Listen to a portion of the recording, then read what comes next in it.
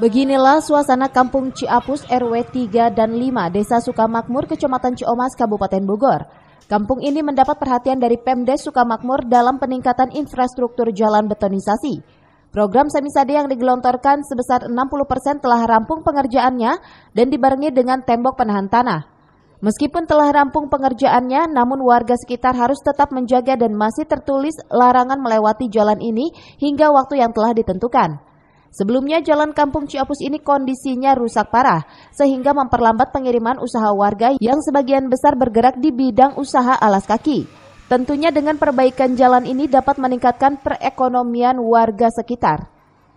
Alhamdulillah ya ada ini ya membantu kegiatan ini jalan ini. Sebenarnya jalan ini rusak parah atau gimana sih Pak sebelumnya? Parah pisan. Emang di sini warga aktivitas apa nih Pak sehari-hari? Ini saya itu kerja sepatu. Alas kaki ya? Iya. Ini jalan tembus ya Pak? Tembus ini ke wilayah desa itu ya, sama itu kok Kompas. Tembus ya. Berapa RW nih Pak? Di sini satu RW. Satu RW? Ya. Artinya penghubung ke RW yang lain? Ya, RW 5. RW 5? Ya.